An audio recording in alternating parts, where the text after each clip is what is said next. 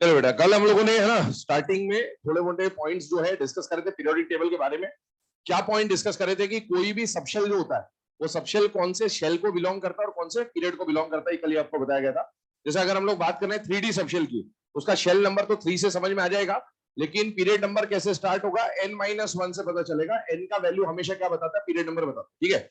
उसके बाद लास्ट में हम लोगों ने एक टेबल टाइप का बनाया था जहां पर किस पीरियड में कौन कौन से सबशेल होंगे, कितने एलिमेंट्स आएंगे और शॉर्ट शॉर्टेस्ट लॉन्ग लॉन्गेस्ट में से क्या आने वाला होगा, ये हमने डिस्कस किया था, ठीक है।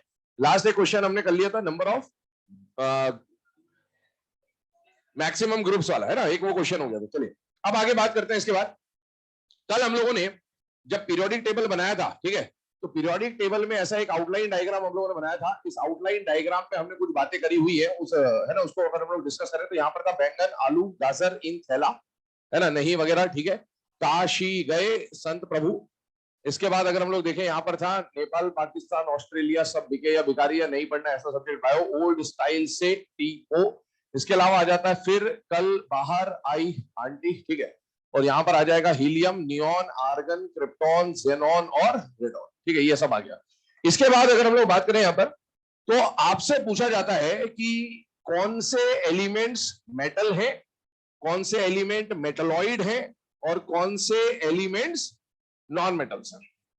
तो पहली बात, पूरे पीरियोडिक टेबल में मैक्सिमम 118 एलिमेंट है, 118 में से मैक्सिमम एलिमेंट्स मेटल होते हैं। क्या होते हैं बेटा, मेटल।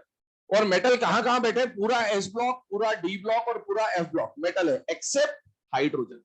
हाइड्रोजन नॉन मेटल है, लेकिन हाइड्रोजन को अगर आप भूल जाए तो हाइड्रोजन के अलावा पूरा एस ब्लॉक, पूरा डी ब्लॉक, पूरा एफ ब्लॉक क्या है, मेटल्स। इसके अलावा आपने कई बार ऐसा डायग्राम देखा होगा जिगजैग टाइप का, ठीक है। ये जो जिगजैग टाइप का आपने डायग्राम देखा हुआ है, ये डायग्राम आपको किसके बारे में इंफॉर्मेशन देता है बेटा, मेटेलॉइड्स के बारे में। पी ब्लॉक इकलौता ऐसा ब्लॉक है जिस ब्लॉक के अंदर मेटल्स भी आते हैं, मेटेलॉइड्स भी आते हैं और नॉन मेटल्स भी आते हैं। आपसे पूछा जाए कौन मेटल कौन मेटलॉइड कौन नॉन मेटल, तो बेटा इसको याद करेंगे, बालिका सीता गीता ऐश्वर्या सब ट्यूशन पढ़ने आते। कैसे याद करेंगे इसको, बालिका सीता गीता ऐश्वर्या सब ट्यूशन पढ़ने आते। ये जो एलिमेंट्स हैं, इन एलिमेंट्स के लेफ्ट हैंड साइड जो भी आपको मिलता है वो सारे के सारे क्या है, मेटल्स। इस एलिमेंट के राइट हैंड साइड आपको जो भी मिलेगा वो सब क्या है, नॉन मेटल्स, ठीक है। तो बालिका सीता गीता ऐश्वर्या सब ट्यूशन पढ़ने आते ही आपके मेटलॉइड्स हो जाएंगे। इसके इधर जो भी मिल रहा है वो मेटल्स, उसको उधर जो भी मिल रहा है वो नॉन मेटल्स। अब इसमें कुछ जगह पर जाके एनसीईआरटी में और बाकी बुक्स स्टैंडर्ड बुक्स में मतभेद आ जाते हैं ना, कुछ एम्बिग्विटीज आती है, उसके ऊपर बात करते हैं। बोरॉन को मैं मेटलॉइड बोलूंगा, क्यों बोलूंगा, क्योंकि बोरॉन का डायगोनल रिलेशनशिप है सिलिकॉन के साथ, तो सिलिकॉन एक परफेक्ट मेटलॉइड है, हर कोई जानता है। तो बेटा बोरॉन का डायगोनल रिलेशनशिप सिलिकॉन के साथ है, इसलिए बोरॉन भी एक मेटलॉइड होना चाहिए, लेकिन एनसीईआरटी साफ शब्दों में बोलता है boron is a non metal. क्या लिखता है, तो आपको अगर एग्जाम में क्वेश्चन आए कि बोरॉन क्या है, आप तो एनसीईआरटी के हिसाब से क्या टिक करके आएंगे, नॉन मेटल, लेकिन इसका परफेक्ट नेचर जो है वो मेटलॉइड का है। ऐसी दिक्कत इसके साथ भी सेलेनियम के साथ। सेलेनियम एनसीईआरटी में दो अलग जगह दो बातें लिखी हुई है। सेलेनियम को एनसीईआरटी नॉन मेटल भी मानता है और सेलेनियम को एनसीईआरटी मेटलॉइड भी मानता है।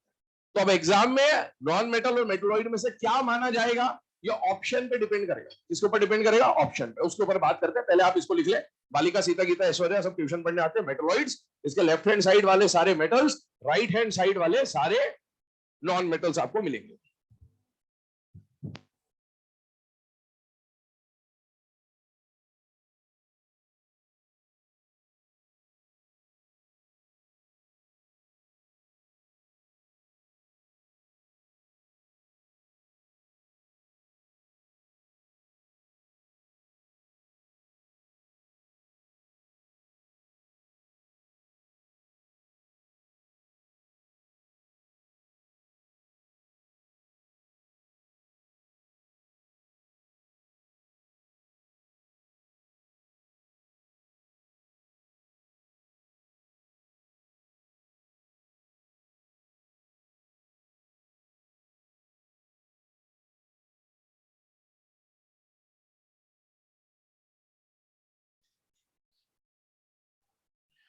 चलो बेटा, है ना, अब ये बालिका सीता गीता ऐश्वर्या सब ट्यूशन पढ़ने आते वाले जो एलिमेंट्स हैं, इसके अलावा अगर हम लोग यहाँ पर इसके ऊपर बेस क्या क्या क्वेश्चन फ्रेम हो सकते हैं, मैंने बोला दो तीन जगह पर एनसीईआरटी में प्रॉब्लम आती है, वो कहां कहां पर आती है उसके ऊपर डिस्कस कर रहा हूं। सबसे पहला पॉइंट आप लिखिएगा, according to NCERT boron is a non metal. According to NCERT boron is a non metal. अब सारे एलिमेंट मत लिखो, बस यही लिखो ब्लू वाले, बाकी उधर और इधर दिख जाएंगे आप। चलिए, according to NCERT boron is a non metal. According to NCERT boron is a non metal. ठीक है, सेकंड पॉइंट बना के लिखें अगला, according to NCERT selenium can be considered as non metal oblique metalloid, दोनों में से कुछ भी मान सकते हैं। According to NCERT selenium can be considered as non metal oblique metalloid.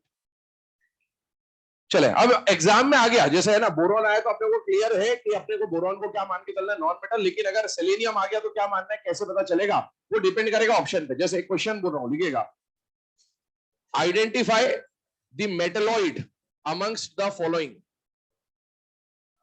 Identify the metalloid amongst the following.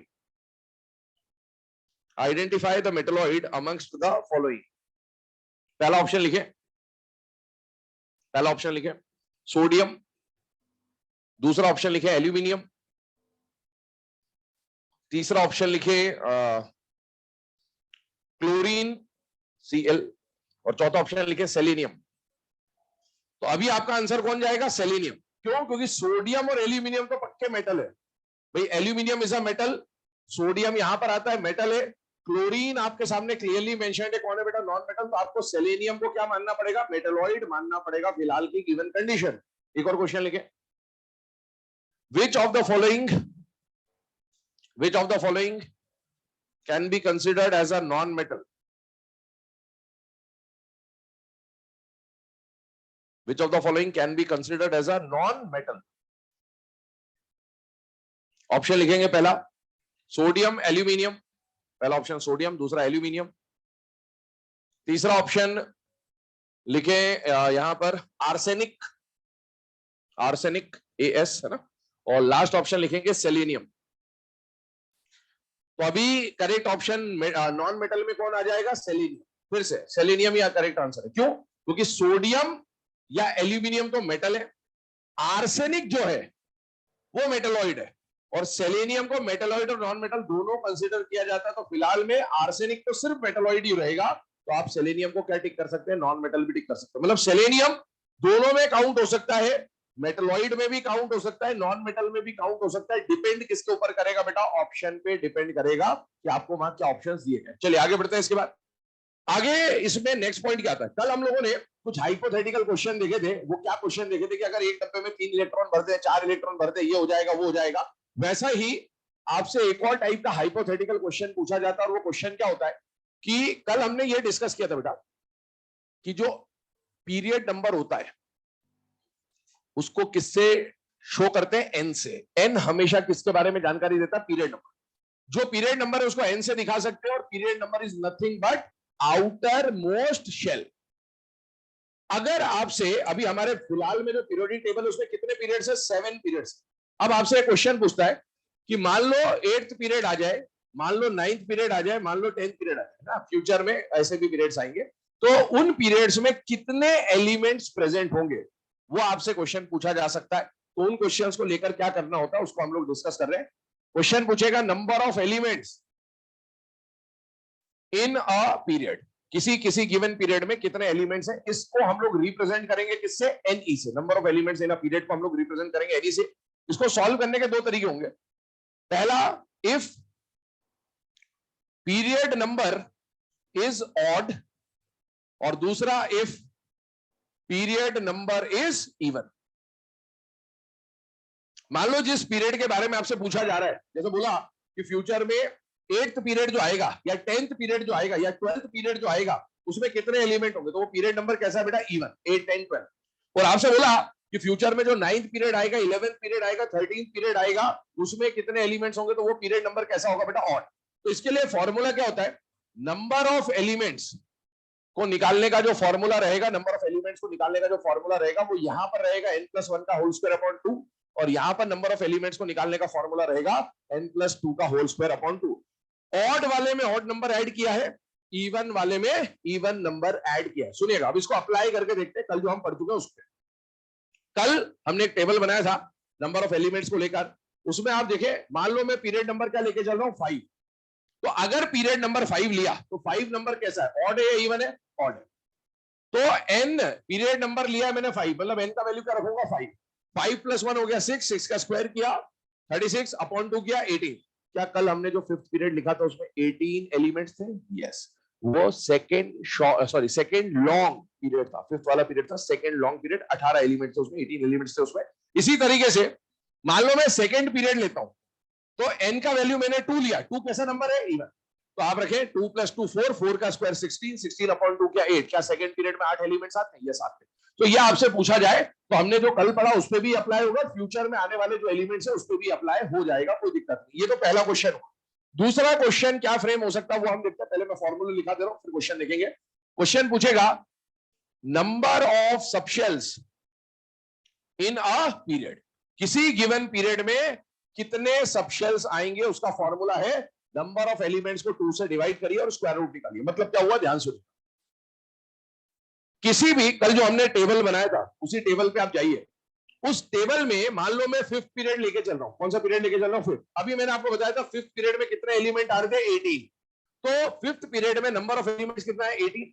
18 को 2 से डिवाइड किया, क्या आया, 9। 9 का स्क्वायर रूट निकाला, क्या आ गया, 3।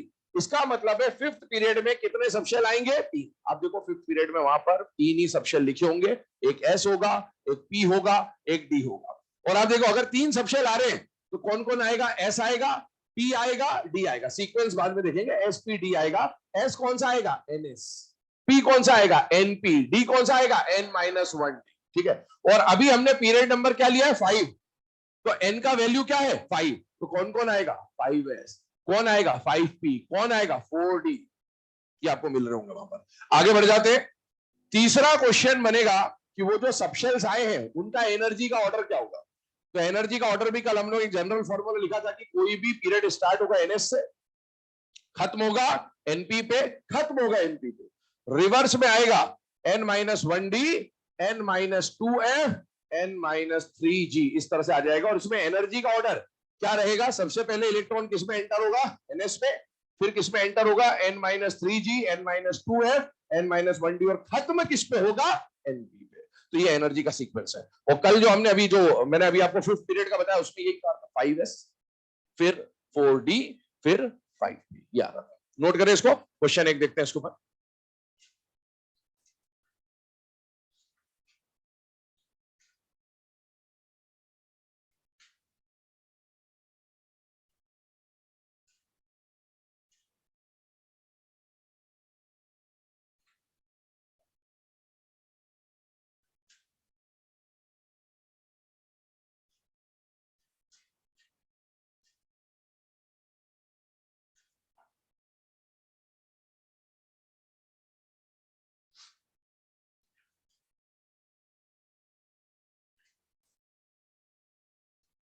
चलो बेटा ना, लिखते रहना इसको, यही लिखा हुआ है, ठीक है। क्वेश्चन बोल रहा हूं, लिखिएगा। For 8th period calculate, for 8th period calculate. अब इसी में अप्लाई करते जाएंगे, फॉर्मूला भी आपके सामने लिखा हुआ और अप्लाई भी करते जाएंगे। फॉर 8th पीरियड है ना, आपको बोल दिया 8th पीरियड के कैलकुलेट करना है। क्या क्या कैलकुलेट करना है, 3 चीजें, इधर देखो। पहला पार्ट लिखेंगे नंबर ऑफ एलिमेंट्स, पहला पार्ट लिखेंगे number of elements, number of elements. Second लिखेंगे number of subshells, number of subshells. और थर्ड लिखेंगे energy order of subshells, number of elements, number of subshells and energy order of subshells. ये 3 चीजें आपको लिखनी है। देखिए अब इधर ध्यान से, आपको पीरियड नंबर दिया 8, इधर देखे 2 मिनट। पीरियड नंबर अगर 8 है तो एन का वैल्यू कितना दे रखा बेटा, 8। और 8 कैसा नंबर है, ऑड है या इवन है बेटा, इवन। तो आपको नंबर ऑफ एलिमेंट निकालना, तो एन का वैल्यू 8 रखेंगे। 8 + 2 कितना होगा, 10। 10 का स्क्वायर किया 100, 100 को हाफ किया 50। मतलब यहां पर आपका जो फर्स्ट पार्ट है उसमें नंबर ऑफ एलिमेंट्स कितने आ जाएंगे, 50। दूसरी बात आपको क्या फाइंड आउट करनी है, number of subshells. Number of subshells निकालने का जो फॉर्मूला है, नंबर ऑफ सबशेल्स निकालने का जो फॉर्मूला, उसमें आप क्या करेंगे, √NE/2।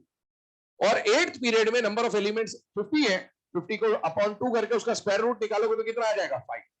5 आने का मतलब है 5 सबशेल होंगे। 5 सबशेल कौन कौन से होंगे बताइए। पहला सबशेल कौन सा आएगा एस, फिर कौन आएगा पी, फिर कौन आएगा डी, फिर कौन आएगा एफ, फिर कौन आएगा जी।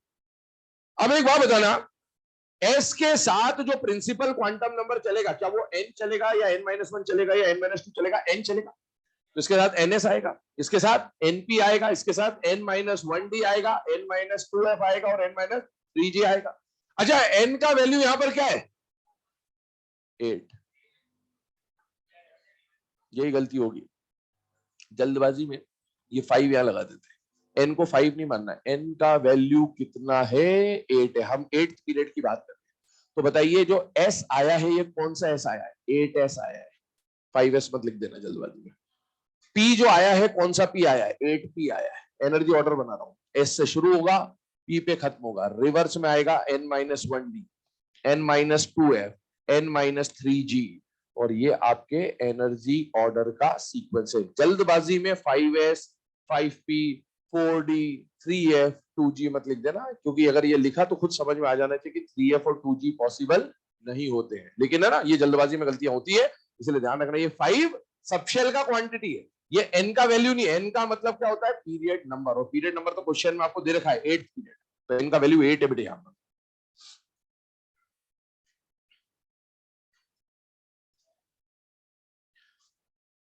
चलेगा, है ना। अब ये जो पूरा केस अभी हम लोगों ने समझा, इसमें आपके सामने कोई अननोन क्वेश्चन आ जाए फ्यूचर से रिलेटेड, तो उसमें कितने क्या एलिमेंट होंगे, कौन कितने सबशेल मिलेंगे और उन सबशेल का सीक्वेंस क्या होगा, वो आप यहां से जज कर सकते हैं। आगे बढ़ते, नेक्स्ट जो पॉइंट हमें डिस्कस करना है that is general electronic configuration.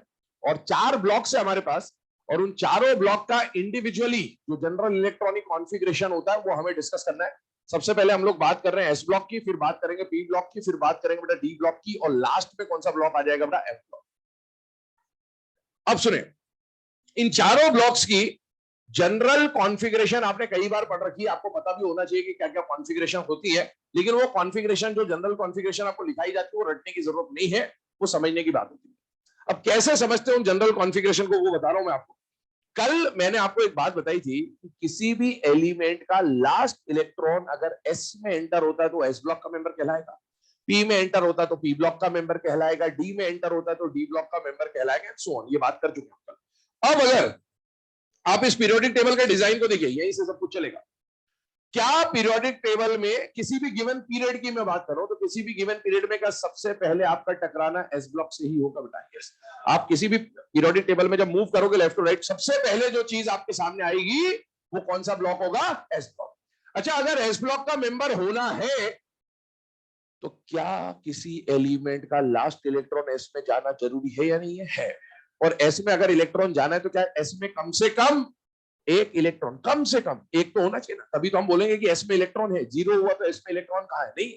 तो अगर एस ब्लॉक का मेंबर होना है तो एस में कम से कम एक इलेक्ट्रॉन होना, और एस में ज्यादा से ज्यादा कितने इलेक्ट्रॉन आ सकते हैं? 2। अच्छा, एस के साथ जो क्वांटम नंबर होता है क्या वो एन होता है? तो आप देखिए एस ब्लॉक का जो जनरल कॉन्फ़िगरेशन बन के आता है वो क्या आता है? NS122। और एस के पहले कोई और कॉन्फ़िगरेशन नहीं लिखा जाएगा। क्यों नहीं लिखा जाएगा? एस से पहले तो कुछ और आता ही नहीं है, खत्म है सब कुछ। अब आते हैं पी ब्लॉक पे, ध्यान सुनते जाना। पी ब्लॉक को आप देखें, क्या पी ब्लॉक यहां कहीं पे शुरू हो रहा होगा बेटा? यस। अच्छा, पी ब्लॉक के लिए 2 कहानी समझना जरूरी है आपको, ना। आप देखिए, सबसे पहले अगर मैं इसकी बात करूं तो मुझे अगर किसी गिवन पीरियड में ऐसे घूमते घूमते यहां तक पहुंचना है, तो यहां तक पहुंचने के पहले क्या एस के अंदर 2 एलिमेंट या 2 इलेक्ट्रॉन भरना जरूरी है या नहीं है? जब वो भरेंगे तभी तो मैं पी के पास पहुंच सकते हैं। अभी आप देखो, यहां पर पहुंचना है तो क्या एस के 2 इलेक्ट्रॉन भरना जरूरी है या नहीं है? तो अगर आपको पी तक पहुंचना है तो एस को भरा होना जरूरी है। अच्छा, अगर एस को भरा होना जरूरी है तो एस के साथ जो नंबर चलता है वो तो एनएस चलता है, और भरा होना जरूरी है मतलब NS2 होना ही चाहिए। अब आगे सुनो, अगर मुझे P तक पहुंचना है तो S तो भरा होना जरूरी है, क्या D भरा होना जरूरी है क्या?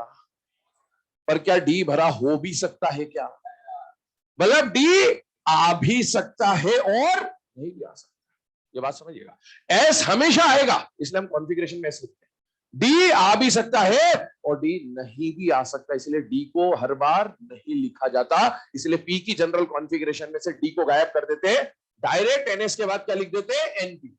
हो सकता है बीच में कई बार डी आए और हो सकता है कई बार डी ना भी आए, और वही जो हिडन डी होगा ना या हिडन एफ होगा ना, क्योंकि देखो एस से शुरू करोगे पी पे खत्म करोगे, बीच में डी और एफ आ सकते, तो आप जब पी पे बात कर रहे हो और डी और एफ हो सकता है ना भी आए, हो सकता है आ भी जाए, वो जो ना जो आने वाला डी और एफ है ना वो लिखा नहीं जाएगा, और अगर उसको लिखा नहीं गया है वहीं पर गलती होती है। पी की कॉन्फ़िगरेशन में पी तक पहुंचने के पहले वो जो बीच में डी और एफ, कई बार जो छुपा हुआ डी और एफ है, अगर आप उसको नहीं पहचान पाए, इसी वजह से कॉन्फ़िगरेशन के बहुत सारे क्वेश्चंस आप लोगों के गलत होते हैं। तो कॉन्फ़िगरेशन के क्वेश्चन में सबसे ज्यादा गलती क्यों होती है, क्योंकि वो जो छुपी हुई कॉन्फ़िगरेशन है जो लिखी नहीं गई है कई बार, उसको पहचान नहीं पाते, और उसको ही पहचानना होता है। अब एक बात बताओ, मैं थोड़ा सा आपको हिंट दे रहा हूं, आगे हम लोग कॉन्फ़िगरेशन लिखेंगे तब भी समझ में आएगी। मैंने लिखा 2s2 2p3, ये लिखा, क्या इसमें लास्ट इलेक्ट्रॉन पी में गया है, तो क्या ये पी ब्लॉक का मेंबर है, यस। पर क्या एस के बाद डायरेक्ट यहां पर बीच में कोई डी और एफ हो सकता है, क्या नहीं हो सकता, क्यों नहीं हो सकता, मैं कौन से पीरियड की बात कर रहा हूं, सेकंड पीरियड में तो डी नहीं होता, डी की शुरुआत कौन से पीरियड से होती है, 4। अगर मैंने यहां की बात करी 4s2 4p5 लिखा, क्या इसका लास्ट इलेक्ट्रॉन पी में गया है, यस, या क्या पी ब्लॉक का मेंबर है, यस। अच्छा बीच में मैंने डी नहीं लिखा, पर क्या डी होगा, होगा, कौन सा डी होगा, 3d होगा, 3d होगा, क्योंकि ये एनपी है तो कौन सा डी आएगा, n-। अच्छा अगर मैंने लिखा 6s2 6p3, क्या ये पी ब्लॉक का मेंबर है, यस, कौन से पीरियड का है, 6 पीरियड का, क्या यहां पर डी होगा, होगा, क्या यहाँ एफ भी होगा, कौन सा एफ होगा, 4 है, कौन सा डी होगा, 5। ये कई बार बीच में लिख के नहीं देगा, लेकिन आपको खुद पहचानना होगा कि अगर 6p में इलेक्ट्रॉन गया है तो 6p में डायरेक्ट इलेक्ट्रॉन नहीं गया होगा, पहले 6s के बाद 4f 5d भरा होगा, तब जाके किसकी बारी आई होगी, 6। ये बात ध्यान रखिए। चलिए इधर आइए, अगर मुझे पी तक पहुंचना है तो पी से पहले एस का भरा होना जरूरी है, बीच में हो सकता है डी आ जाए ना भी आए, हो सकता है एफ आ जाए ना भी आए, इसलिए उसको नहीं लिखा। अब आइए, पी का अगर मेंबर होना है तो पी में कम से कम एक इलेक्ट्रॉन तो होना चाहिए, और ज्यादा से ज्यादा 6 इलेक्ट्रॉन होने चाहिए, मतलब ये पी ब्लॉक का कॉन्फ़िगरेशन बनता है। आइए डी ब्लॉक की तरफ मूव करते हैं। डी ब्लॉक को अगर देखा जाए, देखिए 2 मिनट, डी ब्लॉक को अगर देखा जाए तो बेटा डी ब्लॉक में शुरुआत यहां से होती है, ये डी ब्लॉक की शुरुआत है। अच्छा अगर मुझे डी तक पहुंचना है तो क्या उससे पहले पीरियड में एस को भरना जरूरी है, यस। अच्छा एस को भरूंगा तो क्या लिखूंगा, एनएस लिखूंगा ऑब्वियसली, और एनएस भरा है तो क्या आएगा, NS2 आएगा, एक्सेप्शन बाद में देखते हैं, पहले नॉर्मल बात कर रहे हैं। डी तक पहुंचना है तो एनएस के 2 इलेक्ट्रॉन भरे होने जरूरी है। अच्छा डी के साथ जो नंबर चलता है क्या वो n-1 चलता है, यस। अच्छा एस और डी के बीच में क्या पी आएगा, क्या नहीं आएगा, तो अभी पी भी कुछ भी नहीं आएगा, वो सब बात की बातें हैं। एनएस के बाद लिखा मैंने n-1 डी, डी का होने के लिए कम से कम डी में 1 इलेक्ट्रॉन और ज्यादा से ज्यादा डी में 10 इलेक्ट्रॉन। लेकिन आपने पढ़ा है कि डी ब्लॉक और एफ ब्लॉक में भयंकर कॉन्फ़िगरेशन में एक्सेप्शंस आते हैं। कॉपर और क्रोमियम कम से कम सबको पता होता है, उसमें एस का 1 इलेक्ट्रॉन कई बार जंप करके यहां चले जाता है हाफ फील्ड या फुल फील्ड बनाने के लिए। अगर एस का 1 इलेक्ट्रॉन यहां जंप कर गया तो क्या एस के पास 1 बचेगा, यस। अच्छा एक और बात बताओ, अभी हमने एस को 1 इलेक्ट्रॉन को वहां भेज दिया तो यहाँ NS1 लिख दिया, और क्या यहाँ डी में 11 हो जाएगा क्या, ये कलाकारी मत दिखा देना कि इधर का इलेक्ट्रॉन यहां भेजा तो इसको 11 कर दो, डी में 10 से ज्यादा नहीं आ सकता। अभी एक और बात समझे, ये तो 1 या 2 हो गया, लेकिन इकलौता ऐसा एलिमेंट है बेटा पीरियोडिक टेबल का, कौन है, पैलेडियम, ओनली पैलेडियम। पूरे पीरियोडिक टेबल में एकमात्र ऐसा एलिमेंट पैलेडियम होता है, डी ब्लॉक का एलिमेंट पैलेडियम होता है, जिसके एनएस में कितने इलेक्ट्रॉन मिलते हैं, 0। तो आप देखिए वैसे तो एस के साथ कायदे से 2 आना चाहिए था, लेकिन एक्सेप्शन की वजह से कई बार 0 कई बार 1 भी आता, तो इसको तीनों को अलग अलग लिखने के बजाय हम लोग डायरेक्टली लिख देते हैं NS022, इसमें से कुछ भी आ सकता है। और ये जो कॉन्फ़िगरेशन है, कई बार ये कॉन्फ़िगरेशन आपको ऐसा लिख के देगा, दोनों सही है, ऊपर वाला भी सही है नीचे वाला भी सही है, दोनों में क्या अंतर है, 0 हटा दिया, मतलब पैलेडियम गायब कर दिया बस। और ये जो कॉन्फ़िगरेशन हम लिख रहे हैं, ये क्या लिख रहे हैं, जनरल है ये एग्जैक्ट कॉन्फ़िगरेशन, जनरल में एक आध छूट जाए चलता है, जनरल है। तो आपको कई जगह पर ये कॉन्फ़िगरेशन मिलेगा डी ब्लॉक का, कई जगह ये मिलेगा, कोई प्रॉब्लम नहीं, दोनों सही है। एग्जाम में या तो ये आएगा या तो ये आएगा, प्रॉब्लम नहीं लेना। और दोनों आ जाए तो मोर एक्यूरेट कौन सा है बेटा? NS022 है। पुरानी एनसीईआरटी ये लिखती थी, आजकल एनसीईआरटी में भी थोड़े बहुत समझदार लोग आ गए तो उन्होंने इसको ऐसा लिखना चालू कर दिया, तो कोई दिक्कत नहीं, दोनों है एनसीईआरटी में, but more appropriate is first. ठीक है, आगे आते हैं। एफ ब्लॉक पे आइए, इधर ध्यान दीजिएगा, एफ ब्लॉक का कॉन्फ़िगरेशन कैसे बन रहा है उसको समझने की कोशिश करते हैं। भाई एफ ब्लॉक की शुरुआत यहां से होती है बेटा, और ये एलिमेंट कौन होता है? सीरियम। और एफ ब्लॉक का जो पहला एटॉमिक नंबर है वो है 58, और पहली सीरीज कहां से कहां तक जाती है? 58 से 70। एक बात समझिएगा, ये 4F की जो सीरीज थी, इस सीरीज को क्या बोला जाता है? Lanthanide series. ठीक है, और इसको लैंथेनाइड बोले जाने का कारण क्या था? कि इनका नाम किसके नाम पे रखा गया था? लैंथेनम के नाम पे। सेकेंड ईयर लाएंगे एसी, ये जो लैंथेनम है इसका एटॉमिक नंबर था 57, और इस 57 के बाद आने वाले 14 एलिमेंट्स को क्या बोला जाता है? लैंथेनाइड्स। अब थोड़ी देर के लिए ऐसा इमेजिन करिए कि इसको उठा के यहां रख देता हूं, थोड़ी देर के लिए इसको उठा के यहां रख देता हूं। तो अगर मैंने ये 14 एलिमेंट्स को उठा के यहां रख दिया लैंथेनम के बाद एटॉमिक नंबर के हिसाब से सीक्वेंस में, 57 के बाद कौन आ जाएगा? 58। कहां तक चला जाएगा? 71। और 71 के बाद कौन आ जाएगा? 72। टी जरा हाफ, ये आ गया, इस तरह से लिख दिया। क्यों लिखा ऐसा? ताकि हमें वो कौन सा एलिमेंट पहले आएगा नहीं आएगा वो समझ में आ जाए। अब मुझे एफ ब्लॉक तक पहुंचना है, यहां तक पहुंचना है ना, इस जगह। तो इस तक पहुंचने के लिए क्या मुझे पहले एस के 2 इलेक्ट्रॉन भरने पड़ेंगे या नहीं भरने पड़ेंगे? भरने पड़ेंगे। अगर मैंने एस के 2 इलेक्ट्रॉन भरे तो यहां क्या आ जाएगा? NH2। अच्छा, अगर मुझे यहां तक पहुंचना है तो क्या मुझे पूरा डी भरना है या डी में केवल एक एलिमेंट भरना है? एक एलिमेंट भरना है, केवल लैंथेनम भरना है, क्योंकि बाकी एलिमेंट तो उसके बाद में आएंगे। मैंने तो ये उठा के यहां रखा है। तो आप सोचिए कि अगर मुझे सीरियम तक पहुंचना है तो मुझे उससे पहले लैंथेनम का एक इलेक्ट्रॉन डालना पड़ेगा। और बेटा वो डी ब्लॉक का मेंबर है, तो डी ब्लॉक में कितना इलेक्ट्रॉन भरना है? केवल एक, केवल एक। और उसके बाद के इलेक्ट्रॉन क्या एफ ब्लॉक में जाना शुरू हो जाएंगे? यस। अच्छा, एफ ब्लॉक में अगर इलेक्ट्रॉन जा रहा है तो क्या आएगा? NF, कम से कम एक, ज्यादा से ज्यादा 14। और सुनिएगा, जैसे डी ब्लॉक के अंदर ये वाला इलेक्ट्रॉन एक्सेप्शन की वजह से यहां जंप कर रहा था, वैसे ये जो डी का एक इलेक्ट्रॉन है ये कई बार जंप करके यहां चला जाएगा। और इसलिए आपको उस केस में डी में क्या मिल जाएगा? या तो 0 या फिर 1। ये जनरल कॉन्फ़िगरेशन है। एक एलिमेंट एफ ब्लॉक का इसको फॉलो नहीं करेगा, वो है थोरियम। कौन फॉलो नहीं करेगा? थोरियम। उसमें कुछ और कहानी है, वो देखा जाएगा जब कॉन्फ़िगरेशन पढ़ेंगे, उसमें ND2 मिलेगा। पर मैं फिर से बोल रहा हूं, ये हम क्या पढ़ रहे हैं? सबकी कॉन्फ़िगरेशन इसमें आ जाए ये जरूरी नहीं, और एनसीईआरटी इसको ऐसे ही लिखता है, इसलिए हम इसको इसी तरीके से पढ़ते हुए चलेंगे। पहले इसको छापे, आगे बढ़ते हैं, एक एक एलिमेंट की कॉन्फ़िगरेशन।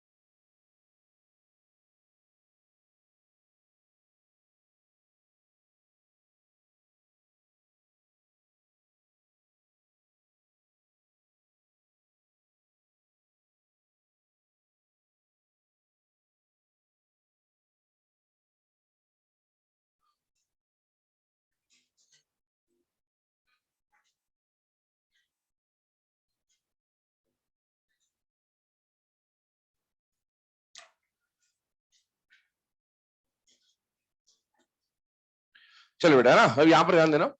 अभी हम लोगों ने जनरल कॉन्फ़िगरेशन लिख लिया चारों ब्लॉक्स का। अब इन जनरल कॉन्फ़िगरेशंस को लिखने के बाद हम लोग इंडिविजुअली पूरे पीरियोडिक टेबल के जो 118 एलिमेंट्स है, हर एक एलिमेंट का कॉन्फ़िगरेशन लिखने वाले हैं। आपको एग्जाम में जब कॉन्फ़िगरेशन पूछा जाता है तो मेनली एफ ब्लॉक में से पूछा जाता है। कहां से पूछा जाता है? F block. आपने देखा होगा कई बार एग्जाम में गैडोलिनियम सबसे ज्यादा बार पूछा गया क्वेश्चन है, लेकिन हाँ, पूछा किसी के भी बारे में जा सकता है, इसलिए हम हर एक एलिमेंट के कॉन्फ़िगरेशन को यहाँ डिस्कस कर रहे हैं। पहले एस ब्लॉक से शुरू करते हैं, क्योंकि यहां से आपका बेस बनेगा कि आगे कैसे आपको मूव करना है। देखिए ध्यान से समझिएगा, किसी भी एलिमेंट की कॉन्फ़िगरेशन लिखने के दो तरीके होते हैं। पहला तरीका अफबाउ रूल, लंबा चौड़ा लिखते जाइए, 1s2 2s2 2p6 लिखते जाओ लिखते जाओ लिखते जाओ लिखते जाओ लिखते जाओ जब तक एटॉमिक नंबर खत्म नहीं हो जाता। लेकिन अगर एटॉमिक नंबर छोटा है तब तो ये काम कर जाएगा, कोई दिक्कत नहीं। लेकिन अगर एटॉमिक नंबर बहुत बड़ा आ गया है ना, 80 90 100 की रेंज में आ गया, तो आप ये 1s2 लिखते लिखते थक जाओगे। अल्टीमेटली कोई मतलब नहीं है उसका, क्योंकि हमें इनऑर्गेनिक में केवल वैलेंस शेल की जरूरत होती है बॉन्डिंग कराने के, और हमें उसी के इलेक्ट्रॉनों की जरूरत पड़ेगी पूरे सिलेबस में। इसीलिए हम लोग केवल जो कंडेंस्ड फॉर्म है उसको लिखना समझ रहे होंगे। वो कंडेंस्ड फॉर्म कैसे लिखते हैं हम उसके ऊपर बात करते हैं। सबसे पहली बात मैं अफबाउ रूल से पहले बता देता हूं एक दो केस, फिर उसी को हम लोग चेंज करेंगे कंडेंस्ड फॉर्म में। बेटा हाइड्रोजन का एटॉमिक नंबर 1 है, अफबाउ रूल से क्या लिखोगे? 1s। हाइड्रोजन का सॉरी लिथियम का एटॉमिक नंबर 3 है, तो कॉन्फ़िगरेशन क्या बनता है? 1s2 2s1। इसके बाद आप सोडियम की बात करें, लास्ट एलिमेंट इसको देख लेते हैं, तो 1s2 2s2 2p6 और 3s1। ये इसका कॉन्फ़िगरेशन आ जाता है किसके अकॉर्डिंगली? अफबाउ रूल के अकॉर्डिंगली। लेकिन हमें अफबाउ रूल का इस्तेमाल नहीं करके अगर इसको कंडेंस्ड फॉर्म में लिखना है, छोटे फॉर्म में लिखना है, तो छोटे फॉर्म में लिखने के लिए हम लोग इनर्ट गैस की मदद लेंगे। किसकी मदद लेंगे? Inert gas. इनर्ट गैस की मदद कैसे लेंगे? ध्यान सुनिएगा, आप जिस पीरियड के एलिमेंट की कॉन्फ़िगरेशन लिख रहे हो उससे पहले वाले पीरियड की आप इनर्ट गैस को यूज करेंगे। क्यों यूज करेंगे? कारण भी समझ में आ जाना चाहिए। भाई अगर आप सपोज इस पीरियड के एलिमेंट को लिखना चाह रहे हैं, इसका कॉन्फ़िगरेशन लिखना चाह रहे हैं, तो इस पीरियड की खुद के पीरियड की इनर्ट गैस का इस्तेमाल मैं नहीं कर सकता, क्योंकि वो तो इसके बाद में आएगी। लेकिन क्या इससे पहले ये और ये इनर्ट गैस आ चुकी होंगी? बेटा यस। तो आप इसकी कॉन्फ़िगरेशन में इसको भी यूज कर सकते हो, आप इसकी कॉन्फ़िगरेशन में इसको भी यूज कर सकते हो, आप इसकी कॉन्फ़िगरेशन में इसको भी यूज कर सकते हो, तीनों में से किसी को भी यूज कर सकते हो, क्योंकि तीनों इसके पहले आ चुकी। लेकिन हम लोग प्रायोरिटी किसको देंगे? जस्ट प्रीवियस इनर्ट गैस को। क्यों? क्योंकि अगर मैं ये लिखूंगा ना तो मुझे बाकी बहुत सारी कॉन्फ़िगरेशन लिखनी पड़ेगी। मैं ये लिखूंगा तो इसके बाद वाली भी कॉन्फ़िगरेशन लिखनी पड़ेगी। अगर मैंने ये लिखा तो मुझे सिर्फ इसकी कॉन्फ़िगरेशन लिखनी पड़ेगी, बस ये फायदा होता है। अब आप सोचिए, हाइड्रोजन की बात करूं, सीधा सा कंक्लूजन क्या निकलता है? आप जिस पीरियड का एलिमेंट का कॉन्फ़िगरेशन लिखना चाह रहे हैं उससे जस्ट पहले वाले पीरियड की आपको क्या यूज करनी पड़ेगी? Inert gas. जैसे हाइड्रोजन कौन से पीरियड का एलिमेंट है? फर्स्ट। दो ही एलिमेंट है फर्स्ट पीरियड में, एक इस कोने में एक इस कोने में। हाइड्रोजन फर्स्ट पीरियड का एलिमेंट है। फर्स्ट पीरियड के एलिमेंट के लिए इनर्ट गैस उससे पहले वाले पीरियड, तो फर्स्ट से पहले कौन सा पीरियड आएगा? आएगा ही नहीं, कोई नहीं है। तो इसीलिए इसके उसमें कोई इनर्ट गैस नहीं आएगी। कॉन्फ़िगरेशन सिर्फ क्या रहेगा? 1s1 NS. आगे बढ़ते हैं। लिथियम कौन से पीरियड का है? सेकंड पीरियड का है। सेकंड पीरियड के इनर्ट गैस पहले पीरियड की। फर्स्ट पीरियड का एलिमेंट इनर्ट गैस कौन है बेटा? हीलियम। ये लिख दिया पता। आइए सोडियम पे, सोडियम कौन से पीरियड का एलिमेंट है? थर्ड। थर्ड पीरियड के एलिमेंट के इनर्ट गैस सेकंड पीरियड की कौन सी आएगी? नियॉन। तो आपने लिख दिया नियॉन। अब इधर 2 मिनट के लिए ध्यान देंगे। एक बात समझिएगा, ये हमने लिखा क्यों उसको आप यहां से भी समझ सकते हैं। क्या ये जो 1s2 मैंने लिखा ये हीलियम ही तो है? ये जो 1s2 2s2 2p6 मैंने लिखा ये नियॉन ही तो है। तो आपने क्या करा? आपने ये जो बड़ी कॉन्फ़िगरेशन थी उसको कंडेंस कर दिया, शॉर्ट कर दिया और इनर्ट गैस लिख दिया सीधे, बस इतना से ही चेंज हुआ और कुछ नहीं। अब बताइए, 1s2 को लिख दिया हीलियम और बचा हुआ कॉन्फ़िगरेशन कौन है? 2s वो लिख दिया। इस पूरे को हमने क्या लिख दिया बेटा? नियॉन। और क्या लिखा? 3s1। अब इसको सर आगे क्या करेंगे? अब आगे देखो, अपने को अब ये तो लिखना नहीं, अपने को क्या करना है?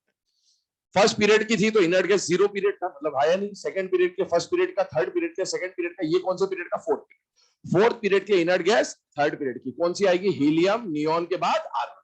तो यहां लिखा मैंने आर्गन, यहां पर आ जाएगा क्रिप्टॉन, यहां पर आ जाएगा जेनॉन, यहां पर आ जाएगा रेडॉन। ये सीक्वेंस चलता जाएगा। और आप देखिए सर इसके आगे की कॉन्फ़िगरेशन के लिए तो हमने ये देखा था, पर यहां पर हम क्या करें? तो यहां पर हमको ये देखना है, जनरल इलेक्ट्रॉनिक कॉन्फ़िगरेशन। ये जनरल इलेक्ट्रॉनिक कॉन्फ़िगरेशन NS1 यही काम करेगा इस ग्रुप पे। और आप देखिए इसका कॉन्फ़िगरेशन देखो क्या लिखा था? 1s। ये N क्या बता रहा है? Period number. ये फर्स्ट पीरियड का एलिमेंट था, तो एन का वैल्यू क्या रखा 1। तो बताइए इसका कॉन्फ़िगरेशन क्या बना 1s1, यही तो लिखा है। ये कौन से पीरियड का एलिमेंट है सेकंड, तो एन का वैल्यू क्या रखा 2, तो क्या बन गया 2s1, क्या गया। ये कौन से पीरियड का एलिमेंट है थर्ड, तो एन का वैल्यू 3 रखा, तो क्या बन गया 3s1, यही तो लिखा है आपने। तो ये कौन से पीरियड का है 4, तो बताइए यहां पर कॉन्फ़िगरेशन में एन का वैल्यू क्या रखूंगा 4, तो आ जाएगा 4s1। ये फिफ्थ पीरियड का है, तो यहां पर क्या रखेंगे एन का वैल्यू 5s1, 6s1, 7s1। और मैंने आपको बोला हिडन कॉन्फ़िगरेशन को देखना जरूरी है बार बार। तो आप बताइए क्या एस ब्लॉक की शुरुआत आप कर रहे हो, तो क्या एस ब्लॉक से पहले कोई और कॉन्फ़िगरेशन आया होगा क्या, नहीं। मतलब यहां कोई हिडन कॉन्फ़िगरेशन नहीं है, आप चेक भी कर सकते हो। जैसे रेडॉन का एटॉमिक नंबर क्या होता है 86, और 86 प्लस 1 87, मैच हो रहा है। 54 प्लस 1 55, मैच हो रहा है, मतलब बीच में कुछ छुपा हुआ नहीं है। आइए इधर, अब आते हैं ग्रुप 2 पे।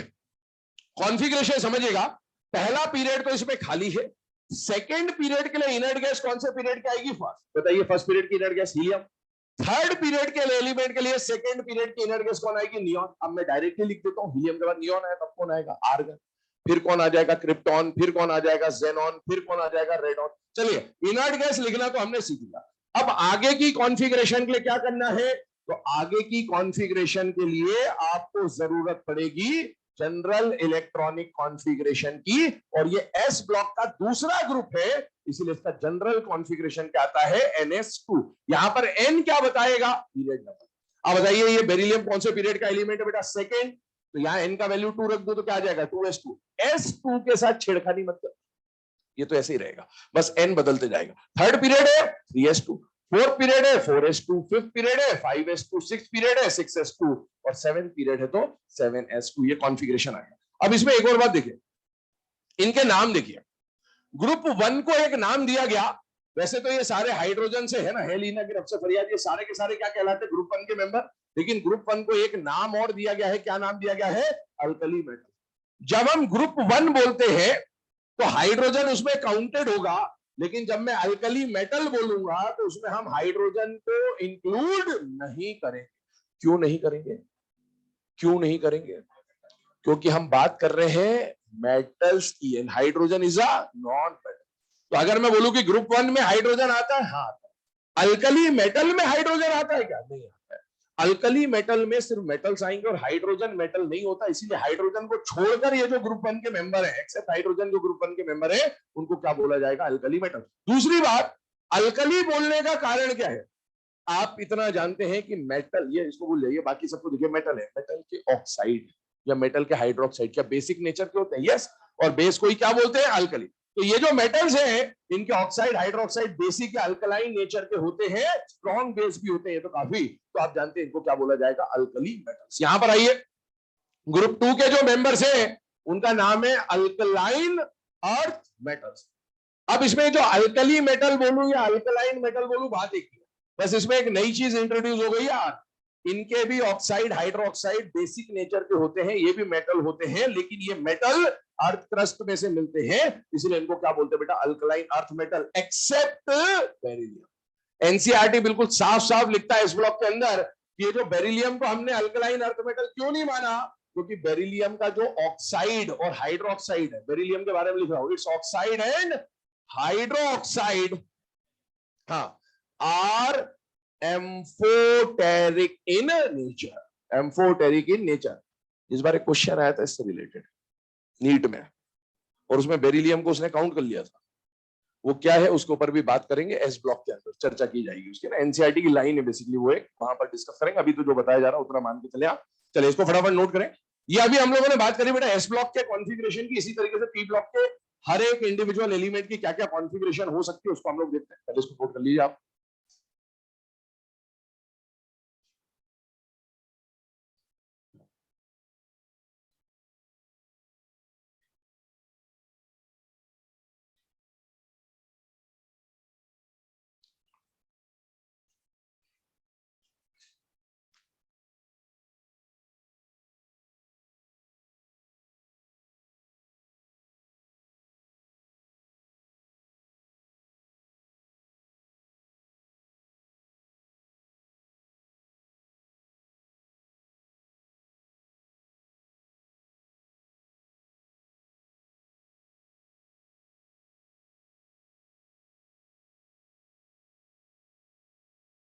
ये जो लिखा है OME, ये क्या लिखा रहा है बेटा? आउटर मोस्ट इलेक्ट्रॉन, है ना? समझ में आ जाना चाहिए। उसमें 1 है, उसमें 2 है, वहां लिखा नहीं, मैंने लिख देता हूं। Number of outer most electrons equal to 2।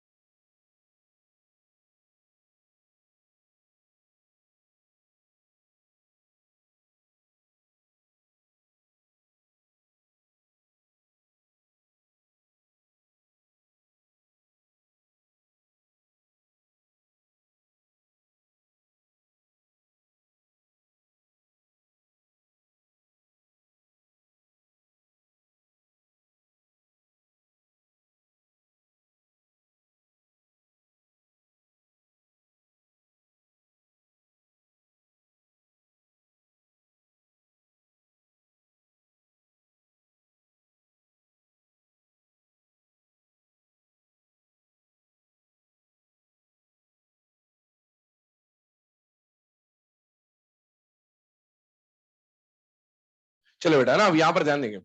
S block के कॉन्फ़िगरेशंस को लिखने के बाद अब हम लोग पी ब्लॉक के कॉन्फ़िगरेशंस के ऊपर बात कर रहे हैं, वन बाय वन दिखते जाएगा आपके सामने। मैंने ऑलरेडी है ना एलिमेंट्स लिख दिए ग्रुप नंबर 13 से लेकर 17 तक, इनको डिस्कस कर रहा हूं वन बाय वन।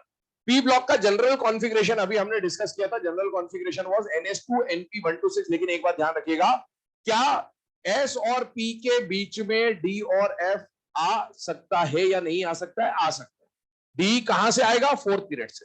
एफ कहां से आएगा? सिक्स्थ पीरियड से। ये अपने को समझ के चलना, ठीक है। इधर सबसे पहले आ रहे ग्रुप 13 पे। ग्रुप 13 पी ब्लॉक का पहला ग्रुप है, और अगर ये पी ब्लॉक का पहला ग्रुप है तो बेटा NH2 तो सबके साथ आएगा।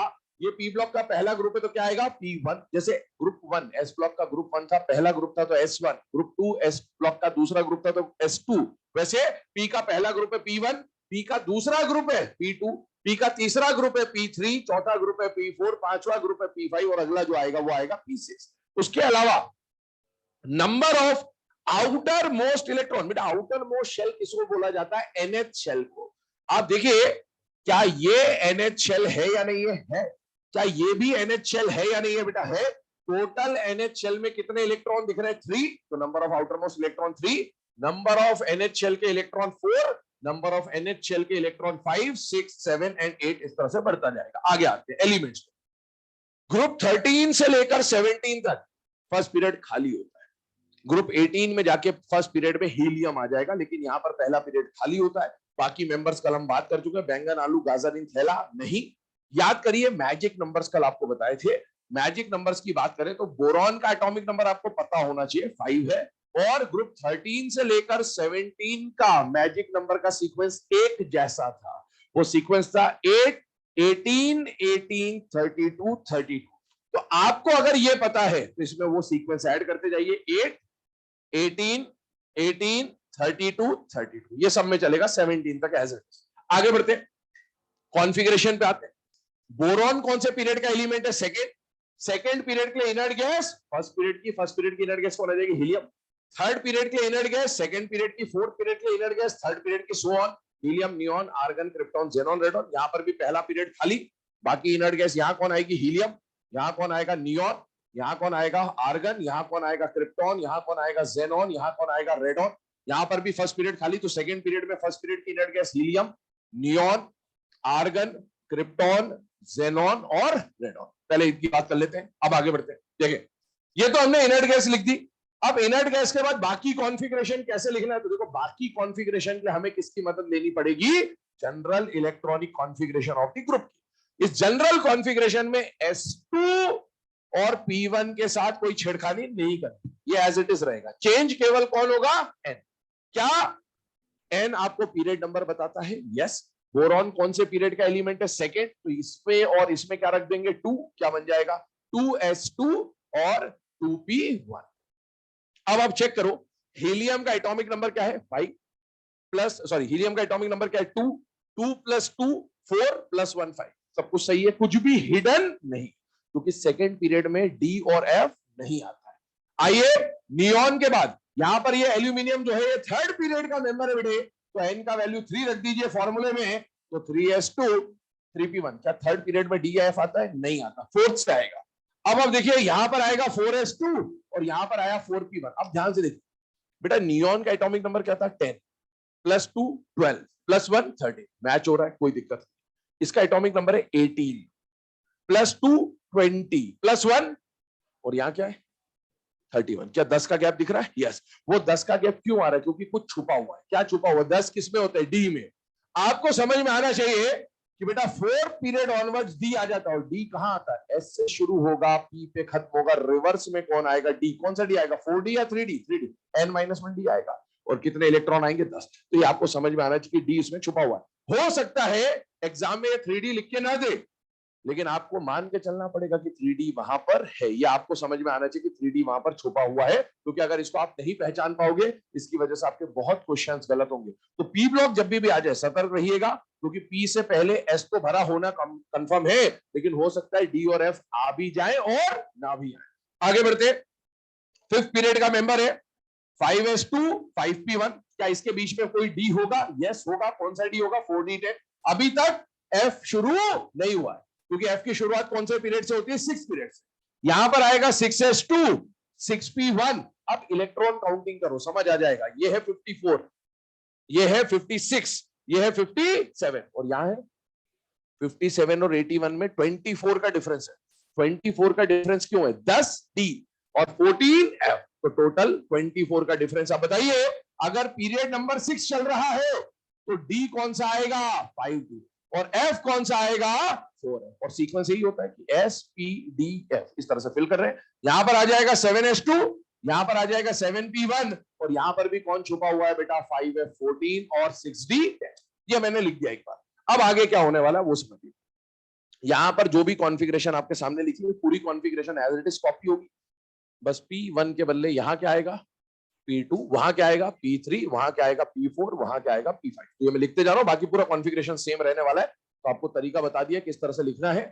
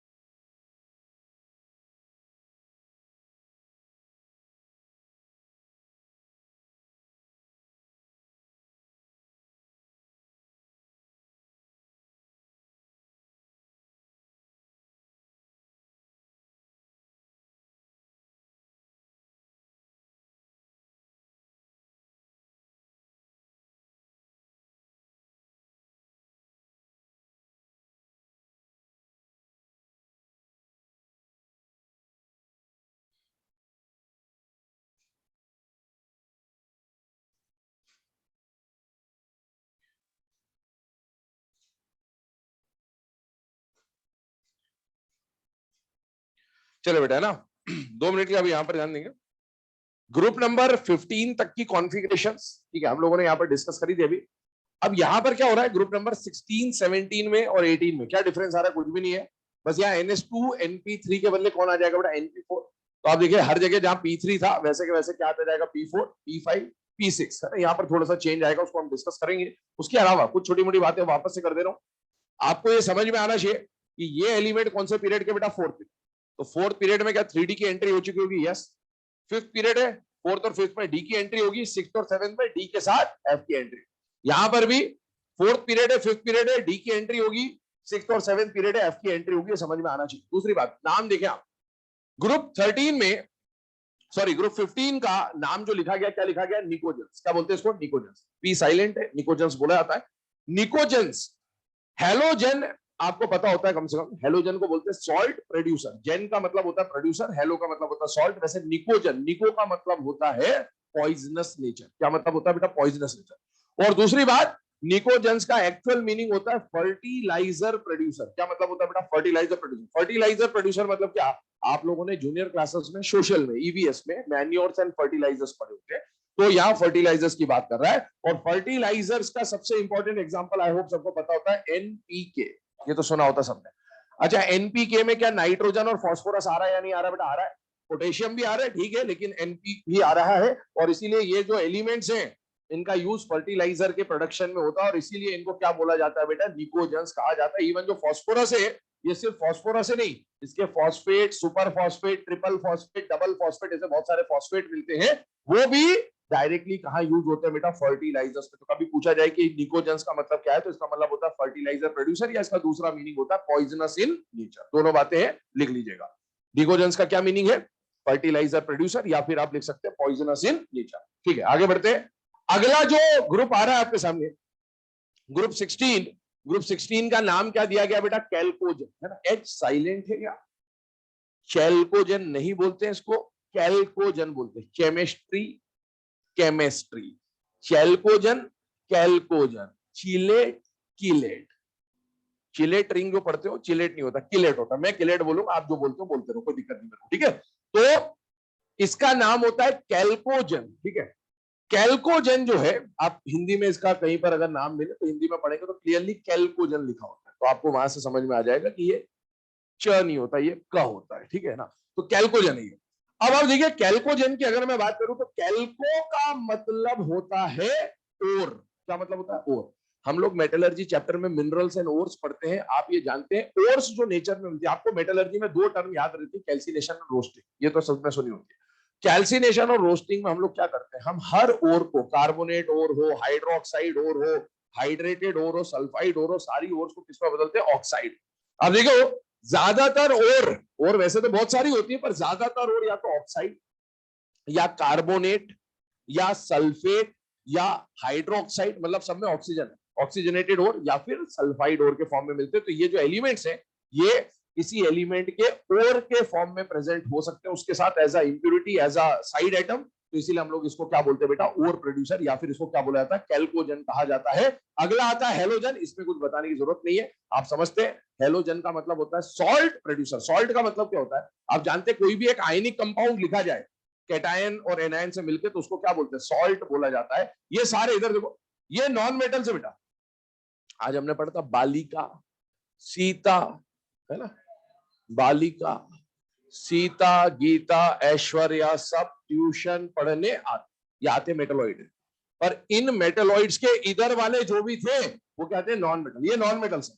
और ये अगर नॉन मेटल्स है, तो अगर नॉन मेटल किसी मेटल के साथ बॉन्ड बनाएगा, तो मेटल नॉन मेटल का बॉन्ड जनरली आयनिक होता है। और आयनिक कंपाउंड को क्या बोलते हैं बेटा, सॉल्ट बोलते हैं। तो ये मेटल के साथ मिलकर सॉल्ट बना सकते हैं, इसीलिए इनको क्या बोलते हैं, सॉल्ट प्रोड्यूसर। एक तो आप जानते हैं NaCl, तो ये Cl Na के साथ मिलकर NaCl बनाता, सॉल्ट बनाता, सॉल्ट प्रोड्यूसर। आगे बढ़ जाए, ग्रुप नंबर 18। अब इसमें कुछ खास बातें करनी है हमें, वो समझते हैं। ग्रुप 18 को पहला नाम दिया गया बेटा इनर्ट गैस, कोई दिक्कत नहीं, सबको पता है। नोबल गैस, कोई दिक्कत नहीं, सबको पता होना चाहिए। अब 2 और नाम आपके सामने लिखे, एक तो जीरो ग्रुप और एक एरोजन्स। इन पे बात करते हैं। जीरो ग्रुप कहने का मतलब क्या है, जीरो ग्रुप इसका नाम आता है मेंडलीव पीरियोडिक टेबल से। जीरो कहने का मतलब है इनकी वैलेंसी जीरो होती है। पहले ऐसा माना जाता था, अब तो हम जानते हैं कि जेनॉन के कंपाउंड तो हम पढ़ते ही सिलेबस में, हाइब्रिडाइजेशन वगैरह, XeF2 XeF4 XeF6, लेकिन पहले ऐसा माना जाता था मिड लीफ के टाइम पे कि inert gases compound formation, bond formation नहीं करते हैं।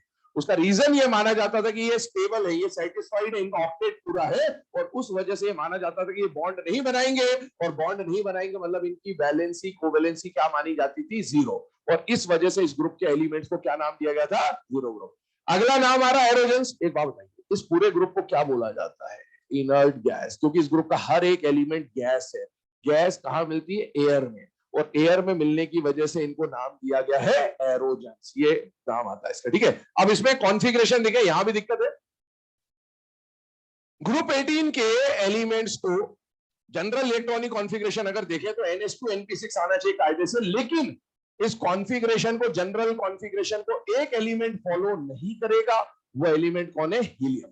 पूरे बाकी जितने भी ग्रुप है सबका मेंबर का कॉन्फ़िगरेशन NP6 टाइप का बनेगा, लेकिन हीलियम इस कॉन्फ़िगरेशन को फॉलो नहीं करेगा। दूसरी बात, इस ग्रुप के आउटर मोस्ट शेल में कितने इलेक्ट्रॉन होने चाहिए, 8। कौन फॉलो नहीं करेगा, हीलियम। हीलियम के आउटर मोस्ट शेल में कितने इलेक्ट्रॉन होंगे, 2।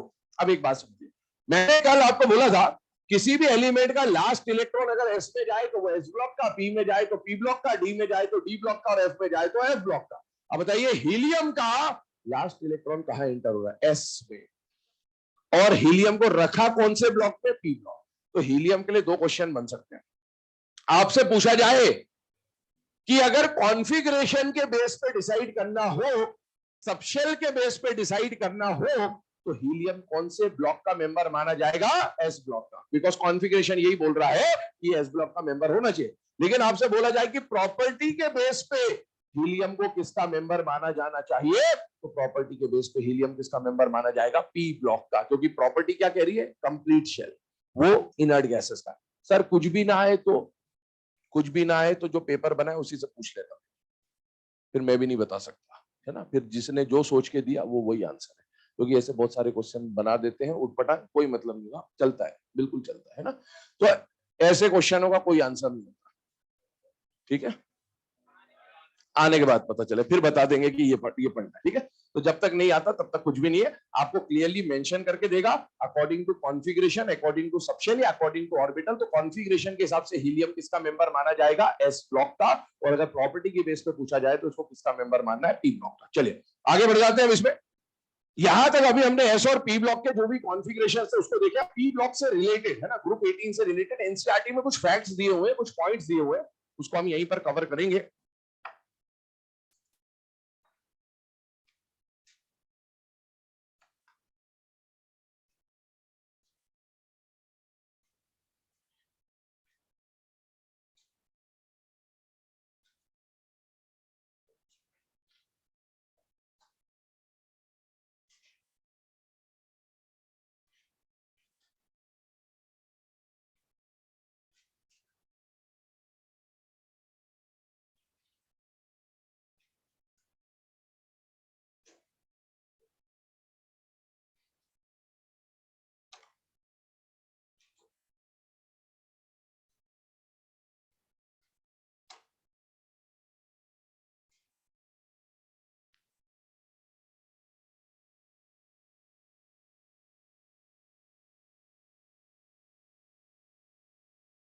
लिख लिया।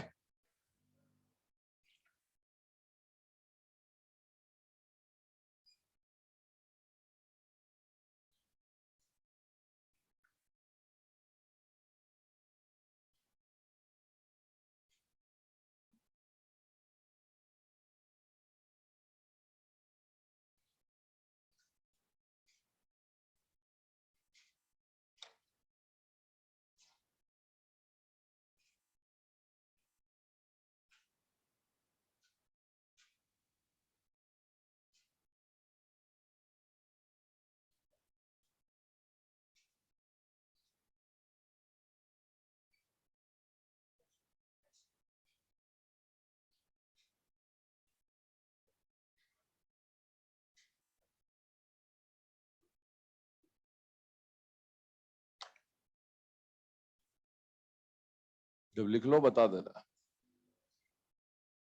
कोई नहीं, आराम से लिख लो। लास्ट लेक्चर में कोई दिक्कत नहीं होती, लिखो 8, 8:30, 9 जब तक लिखा। लिखो आराम से।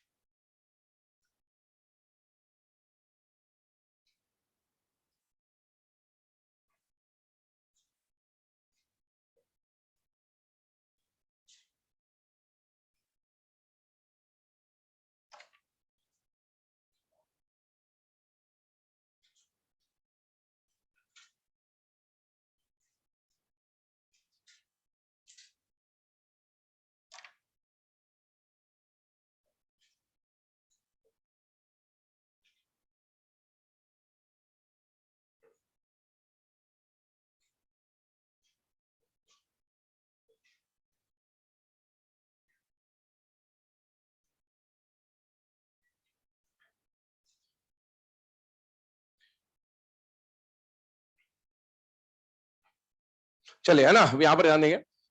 अभी हम लोगों ने पी ब्लॉक की कॉन्फ़िगरेशंस के ऊपर बात करी बेटा। पी ब्लॉक का लास्ट जो कॉन्फ़िगरेशन हमने पढ़ा वो किसके बारे में पढ़ा? Group number 18। ग्रुप नंबर 18 से related NCERT P block, group number 18 जहां दिया हुआ है वहां पर कुछ पॉइंट्स लिखे, कुछ फैक्ट्स लिखे।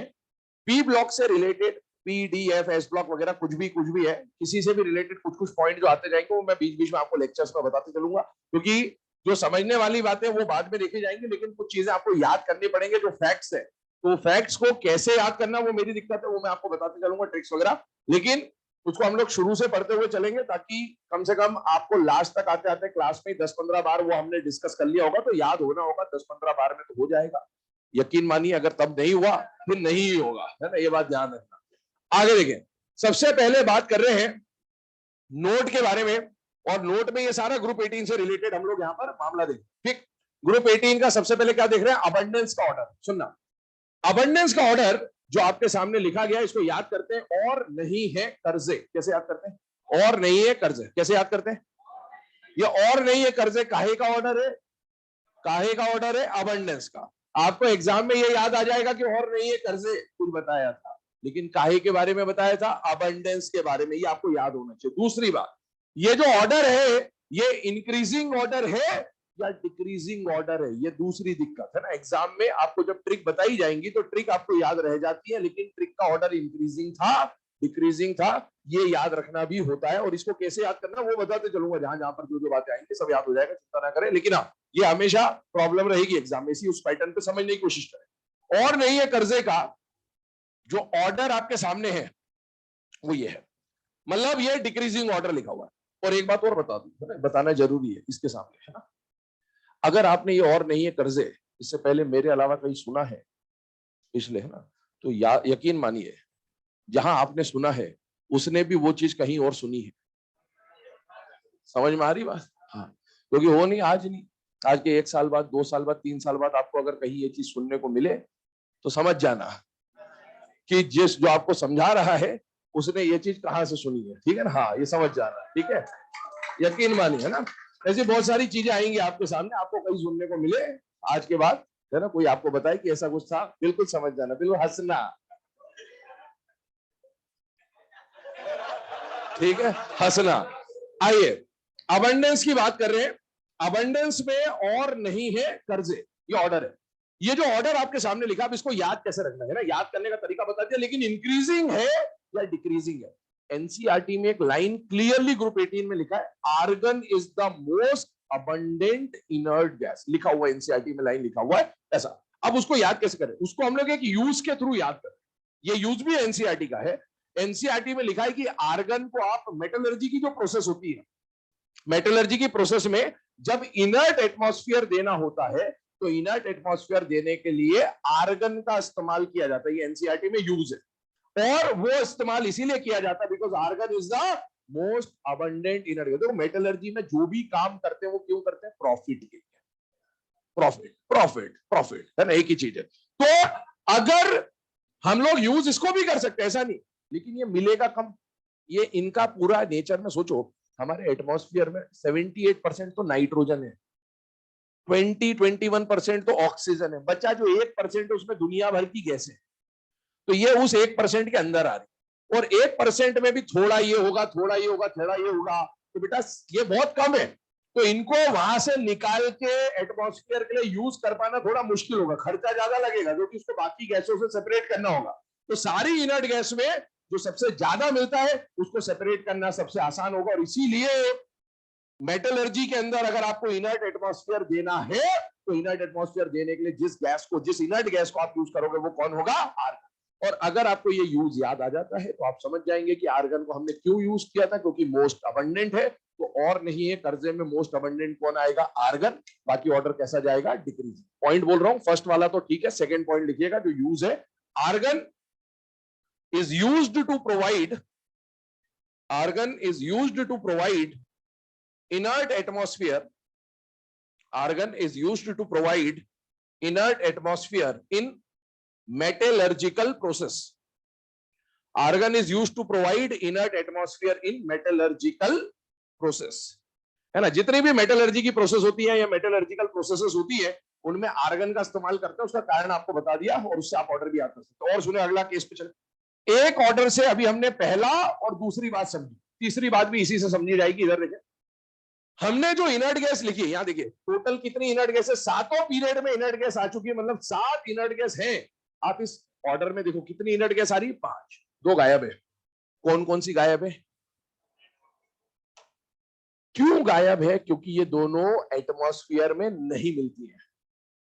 एनसीईआरटी में लिखा है क्लियरली, आपको एग्जाम में क्वेश्चन आ जाए which inert gas is not found in atmosphere, या तो ये ऑप्शन होगा या तो ये ऑप्शन होगा, दोनों दे दे तो दोनों ही ऑप्शन है। इसके बारे में स्टेटमेंट लिखेगा, radon and argon are not found in atmosphere. ये आर्टिफिशियल एलिमेंट है, ये मैनमेड है। ऑर्गन तो समझ में आता ही है, मैनमेड है। रेडॉन इज ऑल्सो मैनमेड, इसलिए एटमॉस्फेयर में नहीं मिलते। Radon and argon are not found in atmosphere. अब ये ऐसे क्वेश्चन है, लिखे एनसीईआरटी में है, जब आ जाएगा उसके बाद ही पता चलेगा कि आंसर क्या था। ठीक है, हाँ, इसलिए पहले से पता हो जरूरी है ना? और ये फैक्ट्स है एनसीईआरटी में, और पेपर आप समझ रहे हैं एनसीईआरटी बेस्ड ही बन रहा है, इसलिए इन पे फोकस करें। अब आपको अगर एग्जाम में आप भूल जाए कि भाई कौन से एटमॉस्फेयर में नहीं मिलते, तो यही काम आएगा। इसमें जो नहीं है ये नेचुरली अकरिंग है, तो ये नेचुरली अकरिंग नहीं है, इसीलिए इनको यहां पर नहीं लिखा गया है। इसको तो कितना भी बना लो, लेबोरेटरी बनाते लो। अब ये जो ऑर्गेनाइजेशन लेबोरेटरी में बना रहे हो उसका प्रिपरेशन, लैब प्रिपरेशन, ये भी एनसीईआरटी में गिवन है, लेटेस्ट एलिमेंट है, इसलिए इस पे बात कर रहे हैं। ऑर्गेनाइजेशन सुनिएगा, ऑर्गेनाइजेशन को कल मैंने बोला था ऑगी बोलूंगा। ये कौन है? कैलिफोर्नियम एलिमेंट है, कैल्शियम है, इसको बोलेंगे कैलिफोर्निया का ऑगी। कैसे याद करेंगे? कैलिफोर्निया का ऑगी। बस आपको इतना ही याद रखना है, कैलिफोर्निया का होगी, मतलब रट के भी नहीं जाना, आपको बस सुन ले कैलिफोर्निया का होगी, 2-3 बार 4 बार आपको बोल दिया जाएगा, सिलेबस में याद होना होगा तो हो जाएगा, यकीन मानिए। नहीं हुआ तो नहीं होगा। और एग्जाम में जब आएगा तो एग्जाम में रिएक्शन लिखा हुआ आएगा, आपको तो बस टिक करना होगा और आपको कैलिफोर्निया का होगी दिख जाएगा सामने सामने, आप आराम से टिक कर सकते हैं। ठीक है, और आप देखो एटॉमिक नंबर भी ऐड कर लो, तो कैलिफोर्निया और कैल्शियम का जब आप एटॉमिक नंबर ऐड करोगे, ये दोनों है ना, 90 और 28 मिलके क्या हो जाएगा? 118। बम्बार्डमेंट कराते हैं बेसिकली इनका, उसके थ्रू ये बनता है। चलिए, ये तो हमने कुछ बातें करी ग्रुप 18 से रिलेटेड, जो आपस में इंटर रिलेटेड थी, उन कुछ बातों को देखा। अब आते हैं हम लोग डी ब्लॉक की तरफ, ध्यान से देखिएगा। डी ब्लॉक की कॉन्फ़िगरेशंस पे बात कर रहे हैं, तो डी ब्लॉक में हम लोग यहां पर सीरीज वाइज समझ रहे होंगे। देखिए, सीरीज वाइज समझने का बेसिस क्या है वो समझ लें पहले तो। एक्चुअल में अभी हमने जो एस और पी ब्लॉक पढ़ा बेटा, एस और पी ब्लॉक हमने ग्रुप वाइज पढ़ा, ग्रुप नंबर 1, ग्रुप नंबर 2, 13, 15, 16, 18 ऐसा।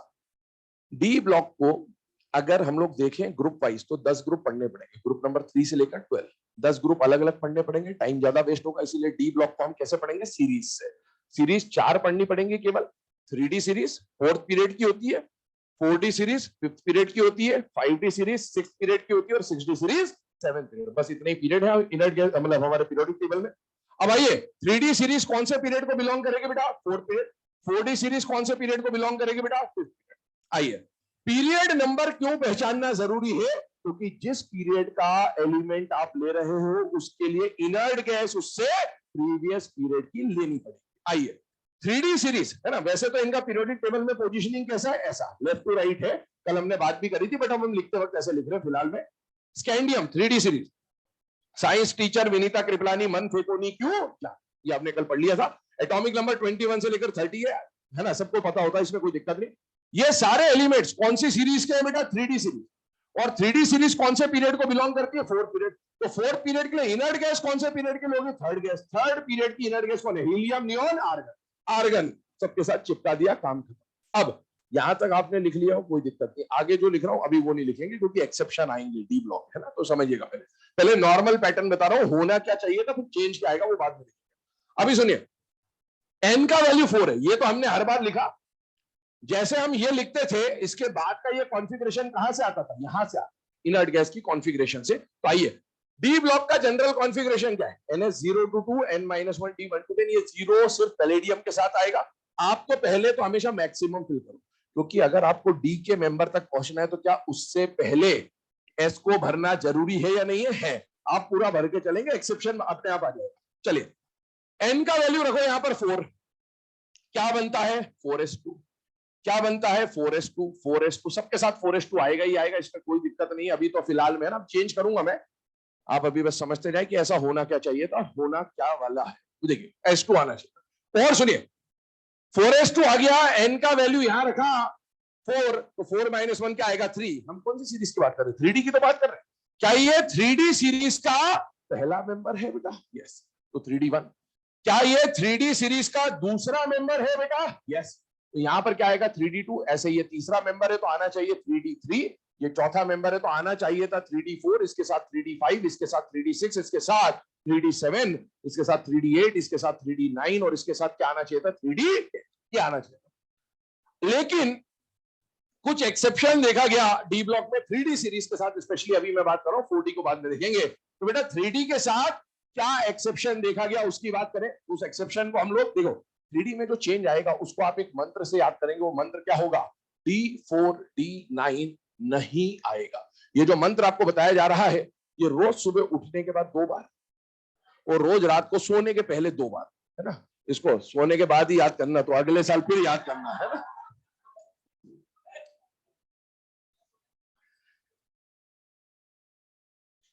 सुनेगा ध्यान से ना, कौन कौन नहीं आएगा? D4 D9 नहीं आएगा। और क्या रिपीट होगा? D5 D10 रिपीट होगा। रिपीट इज इंपॉर्टेंट, आएगा is not important, repeat is important. ध्यान रखना, रिपीट होगा ये कॉन्फ़िगरेशन। आएगा तो सही, लेकिन रिपीट होगा। अभी सुनिए, कौन कौन नहीं आएगा? D4 D9 नहीं आएगा और D5 D10 क्या होगा? रिपीट होगा। समझना कंडीशन को। क्या 3D सीरीज में D1 आ सकता है? आ सकता है। कौन नहीं आएगा? D4 नहीं आएगा। क्या D2 आ सकता है? आ सकता है। D3 आ सकता है। D4 नहीं आएगा। अब एक बात समझिएगा, अगर D4 नहीं आएगा तो D4 के जस्ट बाद क्या नंबर आएगा? D5। अभी बाई चांस ये और ये मैच हो जा रहे हैं कि 4 के जस्ट बाद 5 आ रहा है, ऐसा हमेशा नहीं होगा। जैसे मैं आपको बोलूं कि D2 D9 नहीं आएगा और मैं बोलूं कि D5 D10 रिपीट होगा, समझिएगा। तो ऐसा नहीं है कि D4 के नीचे मैंने D5 लिखा इसलिए D4 के बदले में D5 लिख रहा हूं, ऐसा नहीं। D2 नहीं आएगा, इसका मतलब है कि D2 के बाद डायरेक्ट D5 नहीं लिखोगे। D2 के जस्ट बाद कौन आता है? D3। तो आप D3 ही लिखोगे पहले, ये बात ध्यान रखिएगा, है ना, समझते चलिए। D4 नहीं आएगा तो D4 के जस्ट बाद कौन सा कॉन्फ़िगरेशन आएगा? D5। तो आप इस D4 तो आ नहीं सकता, आप इसको बना देंगे D5। D5 बनाने के लिए, 4 से 5 बनाने के लिए एक इलेक्ट्रॉन की जरूरत पड़ी। वो इलेक्ट्रॉन कहां से आएगा? S से जंप मारेगा बेटा, और S से जंप मारा तो S के 2 के बदले कितने इलेक्ट्रॉन बचेगा? 1। D4 नहीं आएगा, D5। क्या D5 आ सकता है? आ सकता है। 2-3 बातें बोलूंगा, आ सकता है, हाँ, रिपीट हो सकता है, हाँ या ना, वो समझते चलिएगा। क्या D5 आ सकता है? आ सकता है। अगला कॉन्फ़िगरेशन देखो, मतलब यहां तक तो सही है। अगला कॉन्फ़िगरेशन क्या है? D5। क्या D5 आ सकता है? हाँ। क्या D5 रिपीट हो सकता है? हाँ। इसका मतलब है ये दोनों कॉन्फ़िगरेशन चलेंगे, क्योंकि D5 आ भी सकता है और D5 रिपीट भी हो सकता है। सही है। अब आगे बढ़ते हैं। क्या D6 आ सकता है? हाँ। क्या D7 आ सकता है? यस। D8 आ सकता है? यस। D9 नहीं आएगा। और अगर D9 नहीं आएगा तो 9 के जस्ट बाद कौन आता है? 10 बना दो, जो भी नेक्स्ट बाद आता है बना दो। 10 बनाने के लिए एक इलेक्ट्रॉन कहां से जंप किया? यहां से। तो यहां से एक इलेक्ट्रॉन यहां जंप करा है। क्या D10 आ सकता है? यस। क्या D10 आ सकता है? हाँ। क्या D10 रिपीट हो सकता है? हाँ। ये कॉन्फ़िगरेशन हो, इसमें कोई दिक्कत नहीं, आप पढ़ते हुए आ रहे, बचपन से आनी चाहिए, लेकिन हाँ, हम तैयार कर रहे हैं पिक्चर की स्क्रिप्ट आगे के लिए, है ना, ये समझिएगा कि आगे कैसे यूज करना। आइए इधर 4D सीरीज की बात कर रहा हूं। 4D series belongs to 5th period. Members की बात करें, ध्यान से देखना, मेंबर्स की बात कर रहा हूं। तो ये जो एलिमेंट्स है डी ब्लॉक में, ये तो 3D सीरीज हो गई हमारी, ये हो गई 4D सीरीज। 4D सीरीज इधर देखना, सेकेंड ईयर लाएंगे एसी। वाई से शुरू होगा 39, और उसको याद करने का तरीका क्या होता है, यहां लिखा था जिंदगी कबाड़ा हो गई, मतलब येट्रियम से शुरू होगा और कैडमियम पे खत्म होगा। और इसको याद करने का तरीका क्या होता है, देखिए, यारी जरा निभाना, मौत तक रुके रहना पड़ी है आगे सीढ़ी। मैं ऐसा बोलूंगा, आग में कूदना हो कूद जाना, कोई दिक्कत नहीं मेरे को, ठीक है। यारी जरा निभाना, मौत तक रुके रहना पड़ी है आगे सीढ़ी। मैं इस तरह से बोलूंगा, आपको जैसा याद है आप याद रखिए, याद होना इंपॉर्टेंट है, ठीक है। अब आइए आगे, एन का वैल्यू रखा 5। अब बताइए ये एलिमेंट्स कौन से पीरियड के, फिफ्थ पीरियड के एलिमेंट के। इनर्ट गैस कौन से पीरियड की आएगी, फोर्थ पीरियड। फोर्थ पीरियड की इनर्ट गैस कौन होती है, क्रिप्टॉन। तो इन सब के साथ जो इनर्ट गैस हम लिखेंगे वो इनर्ट गैस आ जाएगी क्रिप्टॉन। और सबसे ज्यादा माथापच्ची इसी सीरीज में बेटा, इसके बाद वाली सीरीज में एक एक चेंज ही है बस, ये आपको पहले से ही आता है। प्रॉपर क्रोमियम में कोई दिक्कत नहीं होती, सारा लफड़ा इसी सीरीज में छुपा हुआ है, इसीलिए इसको बहुत ध्यान समझिएगा, इसमें बहुत ज्यादा चेंजेस आते हैं। क्रिप्टॉन आ गया, अब इसमें क्या होना चाहिए था, पहले हम उसको समझें। बेटा एन का वैल्यू 5 अगर मैं यहां रखता तो बताइए सबसे पहले क्या आना चाहिए था, 5s2। ये होना चाहिए था, अभी चेंज करूंगा मैं, सबके साथ 5s2 होना चाहिए था। और ये इधर देखो, क्या ये येट्रियम 4d सीरीज का पहला मेंबर है या नहीं है बेटा, है। तो 4d क्या आना चाहिए था, 1। ये दूसरा मेंबर है तो आना चाहिए था 4d2, यहां आना चाहिए था 4d3, यहां आना चाहिए था 4d4, यहां आना चाहिए था 4d5, यहां पर आना चाहिए था 4d6, यहां पर कायदे से आना चाहिए 4d7, यहां आना चाहिए 4d8, यहां आना चाहिए 4d9, और यहां पर आना चाहिए था बेटा 4d10। अब सुनिए, ये तो होना चाहिए था, लेकिन अब इसमें चेंजेस क्या क्या आएंगे।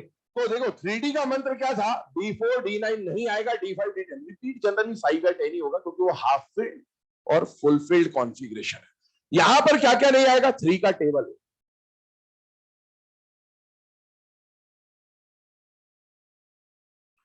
3 1 जा 3, 3 2 जा 6, 3 3 जा 9। 3 का टेबल समझ लेना है आपको, D3 D6 D9 नहीं आएगा। और अगर ये नहीं आएगा तो D5 D10 रिपीट होगा। रिपीट यहां पर भी D5 D10 हो रहा है क्योंकि यही स्टेबल कॉन्फ़िगरेशन है, तो इन्हीं में से कुछ रिपीट होगा। अब देखो यहां पर 3 कॉन्फ़िगरेशन नहीं आ रहे, कौन कौन नहीं आ रहे, D3 D6 D9।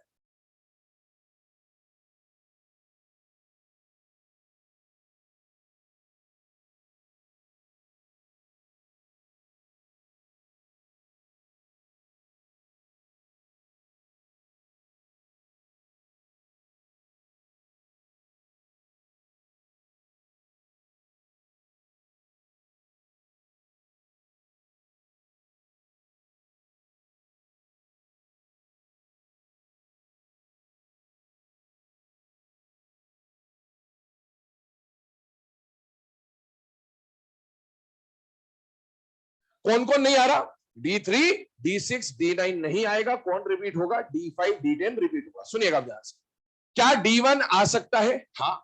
क्या D2 आ सकता है, हाँ। D3 नहीं आएगा। बहुत ध्यान समझना, इसी में सबसे ज्यादा चेंजेस आएगा। D3 नहीं आएगा। अगर D3 नहीं आएगा तो 3 के जज्बात कौन आएगा, 4। 4 बनाने के लिए एक इलेक्ट्रॉन कहां से उठाएंगे, यहां से 4 बना दिया। क्या D4 आ सकता है, हाँ आ सकता है, आ सकता है। अब आगे बढ़ते, अगला वाला कौन है, D4। क्या D4 आ सकता है, हाँ आ तो सकता है, लेकिन क्या D4 रिपीट हो सकता है, क्या नहीं, रिपीट नहीं हो सकता। रिपीट तो केवल D5 और D10 होगा। ध्यान सुनना, क्या बोला मैंने, फिर से समझिएगा।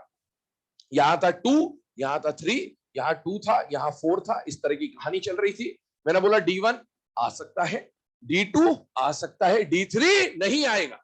तो 3 के जज्बात कौन आएगा, 4। इसको बनाया 4। 4 बनाने के लिए एक इलेक्ट्रॉन यहां से उठाया, बनाया D4। क्या D4 आ सकता है, हाँ आ सकता है, यहां तक सही है।